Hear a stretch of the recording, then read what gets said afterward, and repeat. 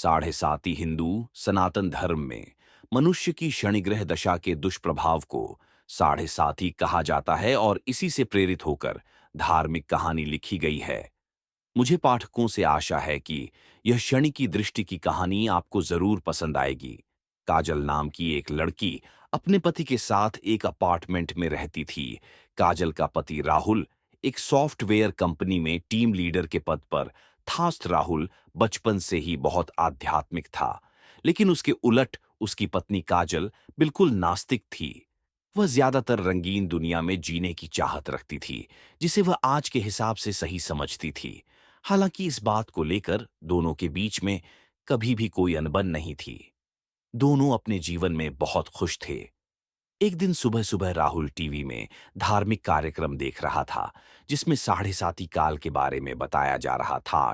उसी समय काजल चाय नाश्ता लेकर आती है और राहुल के बगल में बैठकर चाय पीने लगती है। और थोड़ी ही देर में वह राहुल से चाय पीते हुए कहती है, क्या सुबह से बोर कर रहे हो? और उसी समय टीवी का रिमोट उठाकर चैनल बदल देती है। राहुल को काजल का बर्ताव अच्छा नहीं लगता। वह काजल से कहता है, क्या तुम साढ़े साती की महादशा के बारे में कुछ जानती हो जो तुमने उसे बकवास समझ लिया?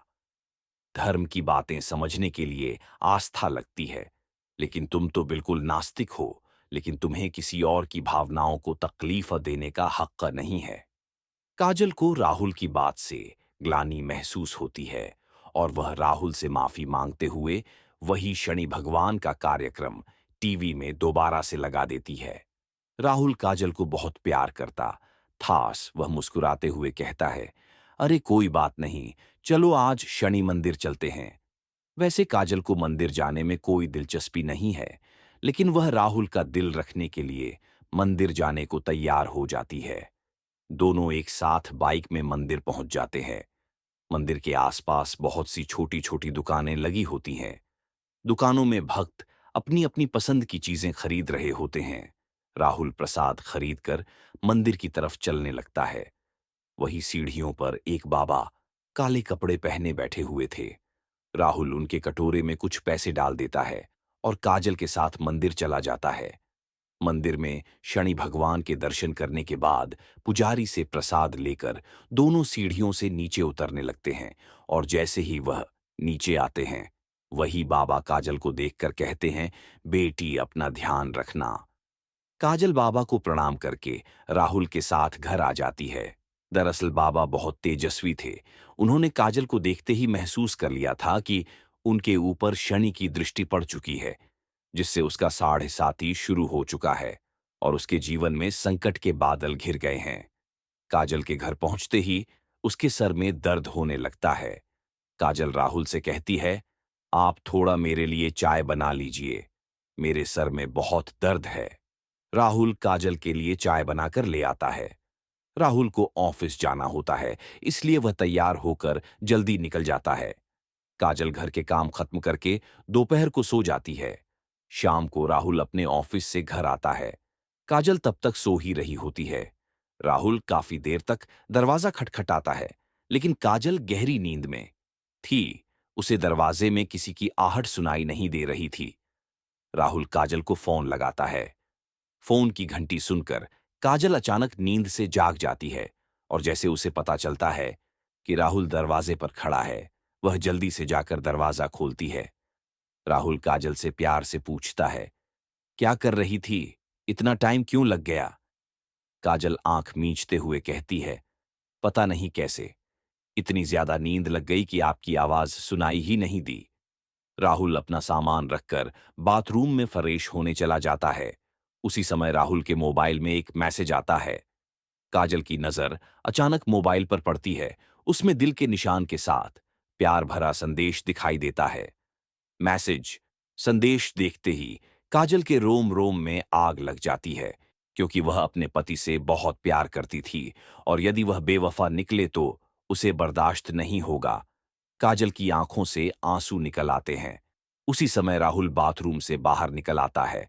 काजल तुरंत उसका फोन रख देती है और अपने आप को काबू में करके अपने कमरे में चली जाती है।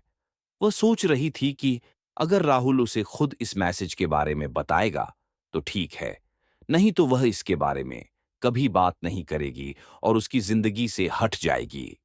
दोनों के प्यार को ग्रहण लग चुका था। साढ़े साथी काल ने काजल को अपनी गिरफ्त में ले लिया था। काजल का स्वभाव बदलने लगा था। वह अपने पति पर शक करने लगती है, जिसके चलते उसके रिश्तों में दरार आ चुकी थी। कुछ दिनों के अंदर दोनों के बीच में झगड़े होने प्रारंभ हो जाते हैं। राहुल काजल को समझाने की बहुत कोशिश करता है, लेकिन काजल के दिमाग में वही मैसेज घूम रहा होता है। वह राहुल की किसी भी बात पर भरोसा नहीं कर पा रही थी। राहुल काजल को खुश करने के लिए उसे कहता है, चलो मंदिर चलते हैं और वहीं से बाजार घूमने चलेंगे। आज कुछ कपड़े खरीदते हैं।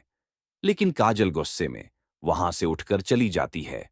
राहुल अकेले ही मंदिर चल देता है। राहुल को दोबारा वही बाबा मंदिर की सीढ़ियों में फिर से दिखाई देते हैं। वह राहुल को देखते ही उसे अपने पास बुलाते हैं। राहुल हाथ जोड़कर बाबा के सामने जाकर खड़ा हो जाता है। बाबा कहते हैं, बेटे तुम्हारे जीवन में संकट दिखाई दे रहा है, क्या तुम ठीक हो? राहुल कई दिनों से काजल से परेशान था। वह बाबा के सामने बैठकर अपनी समस्या बताने लगता है।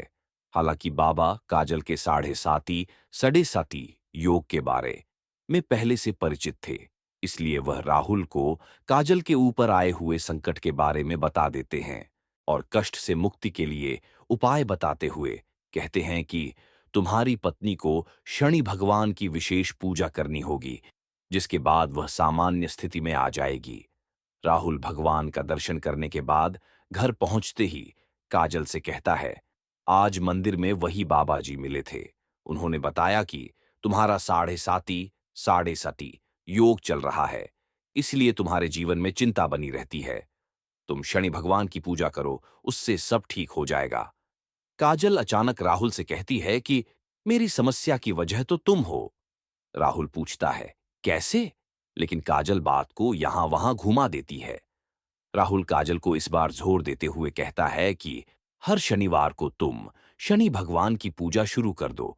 लेकिन काजल राहुल को मना कर देती है और गुस्से में कहती है, तुम मुझे किसी काम के लिए मजबूर मत करो, मैं इन सब बातों पर विश्वास नहीं करती। राहुल को समझ में नहीं आ रहा था कि वह अपनी पत्नी को शनि के प्रकोप से कैसे बचाए। वह दोबारा मंदिर की तरफ जाता है और बाबा को ढूंढने लगता है, लेकिन बाबा वहां से जा चुके होते हैं और अब वह अगले हफ्ते यानी अगले शनिवार ही यहां आएंगे।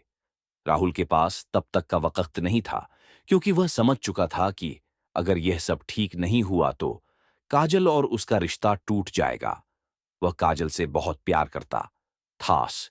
वह उसके बिना जीने की कल्पना भी नहीं कर सकता थास। राहुल मंदिर में पुजारी जी से बाबा के बारे में जानकारी लेता है, लेकिन पुजारी जी को बाबा के बारे में कुछ पता नहीं थास। वह कहते हैं, बेटा मैं यहां सुबह से आता हूं, लेकिन मैंने आज तक किसी बाबा को सीढ़ियों पर बैठे नहीं देखा। पता नहीं तुम किसकी बात कर रहे हो। राहुल को ताज्जुब होता है, क्योंकि वह 2 बार बाबा को मिल चुका था। वह शनि भगवान के सामने हाथ जोड़कर कहता है, प्रभु मुझे बाबा से मिलना है। और इतना कहते ही राहुल मंदिर से नीचे उतरने लगता है। अचानक सीढ़ियों में उसके सामने बाबा प्रकट हो जाते हैं और उसे एक शनि भगवान की मूर्ति देते हैं और कहते हैं, इसे अपने घर में रख लेना और इन्हें तेल से स्नान कराना, तुम्हारा कल्याण होगा। और इतना कहते ही बाबा अचानक राहुल के सामने से ओझल हो जाते हैं। राहुल को समझ जाता है, ये कोई साधारण बाबा नहीं, बल्कि तेजस्वी आत्मा है। राहुल अपने घर पहुंचकर शनि भगवान की मूर्ति स्थापित कर देता है। राहुल जैसे ही वह मूर्ति को तेल से स्नान कराता है, काजल पीछे से आकर जोर जोर से चिल्लाने लगती है और कहती है, खुद चरित्रहीन होकर ये ढोंग मत करो। अपनी गलती छुपाने के लिए तुम शनि भगवान का सहारा ले रहे हो। अपने आप को आईने में देखो तो पता चलेगा कि तुम कितने घटिया इंसान हो। काजल की इतनी अभद्र बातें सुनते ही राहुल के पैरों तले जमीन खिसक जाती है। उसने उम्मीद भी नहीं की थी कि काजल उससे कभी इस लहजे से बात करेगी। राहुल शांत स्वभाव का था। वह काजल को शांत करते हुए पूछता है, क्या हुआ काजल, आराम से बात करो। काजल तुरंत उसका मोबाइल लाकर वही मैसेज उसके सामने रख देती है। राहुल काजल से पूछता है, यह क्या है? काजल तुरंत कहती है, तुम बताओ यह क्या है और कौन है जिसने तुम्हें यह मैसेज भेजा है? राहुल काजल की बात सुनकर मुस्कुराने लगता है और कहता है, अरे पागल, ये मैसेज उस लड़की ने मुझे नहीं भेजा था, बल्कि कंपनी में काम कर रहे मेरी टीम के एक लड़के ने उस लड़की को भेजा था, और उस लड़की ने मुझसे उसकी शिकायत करने के लिए वह मैसेज मुझे फॉरवर्ड किया था। ये बात सुनते काजल का दिमाग शून्य हो जाता है। उसे कुछ समझ नहीं आता। वह जमीन पर बेसुध होकर बैठ जाती है। राहुल उसके बगल में बैठकर उसका हाथ पकड़कर पूछता है, क्या तुम इतने दिनों से इस मैसेज की वजह से मुझसे झगड़ा रही हो? तुम पागल तो नहीं हो गई? एक बार मुझसे पूछ तो लिया होता। मैं तुम्हारे अलावा किसी और लड़की के बारे में सोच भी नहीं सकता। काजल जोर जोर से रोने लगती है और राहुल के गले लग जाती है। अनजाने में ही सही, लेकिन शनि भगवान की कृपा से काजल को साढ़े साती योग से छुटकारा मिल जाता है। दोनों के जीवन में फिर से खुशियों को न्योता मिल चुका थास। शनि भगवान के विराजमान होते ही दोनों के बीच झगड़े की वजह ही समाप्त हो चुकी थी, और उनके जीवन में खुशियों ने फिर से दस्तक देना शुरू कर दिया था। और दोनों के जीवन के कष्टों की समाप्ति के साथ ही धर्म की यह कथा समाप्त भी हो जाती है।